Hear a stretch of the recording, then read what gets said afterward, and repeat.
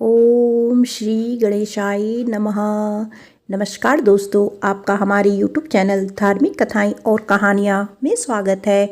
आज मैं आपको पौष संकष्टी गणेश चतुर्थी व्रत की संपूर्ण कथा सुनाऊंगी।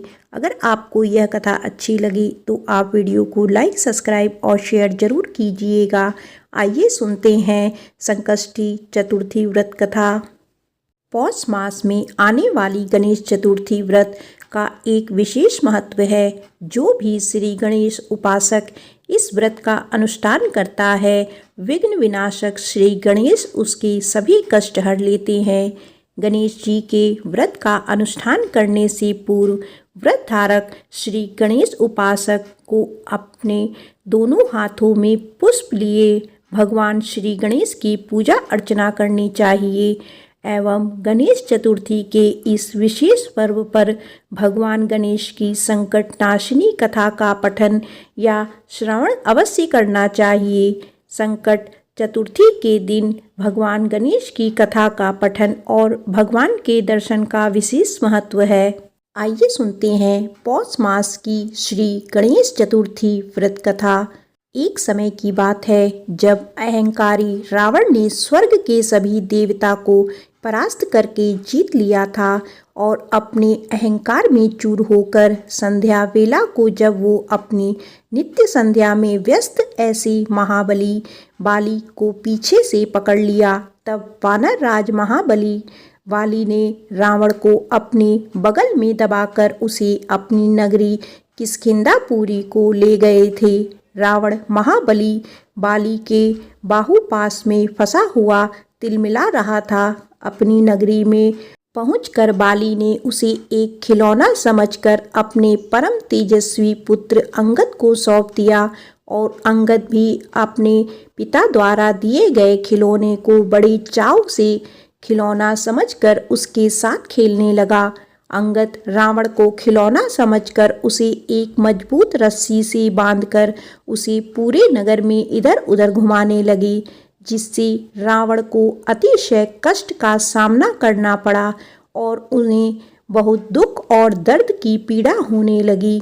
दर्द से व्याकुल हो उठे रावण ने एक दिन अपने पितामह ऋषि पुलस्त्य जी आवाहन किया। अपने पुत्र का आवाहन पाते ही वो रावण को मनोमन स्मरण करने लगे और देखा कि वो बड़ी दयनीय स्थिति में किसी वृक्ष के साथ बंधा हुआ है।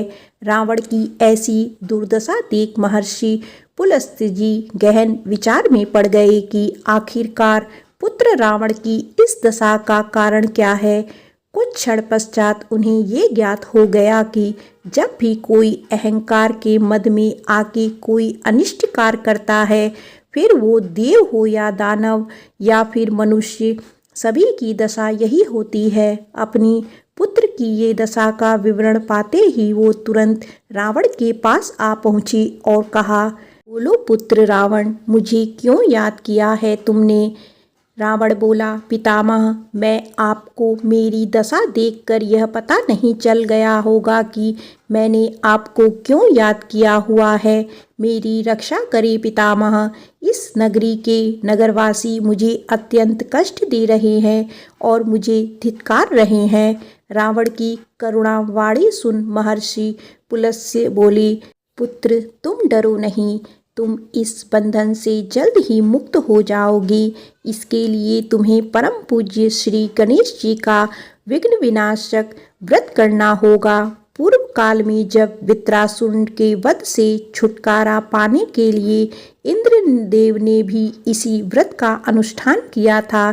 मुझे भी यही लगता है कि अब भगवान गणेश ही तुम्हें इस विघ्न से छुटकारा दिला सकते हैं। अपना वचन सुनाकर वो अंतर्ध्यान हो गए।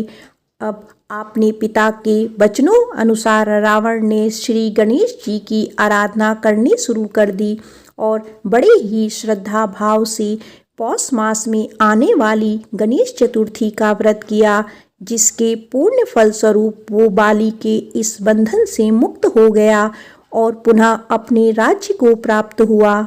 मान्यता है कि जो कोई श्री गणेश उपासक पौष मास के कृष्ण पक्ष को आने वाली चतुर्थी व्रत को पूरे भक्ति भाव से अनुष्ठान करता है, वो अपने जीवन में विकट से विकट परिस्थितियों को भी सहजतापूर्ण पार कर लेता है।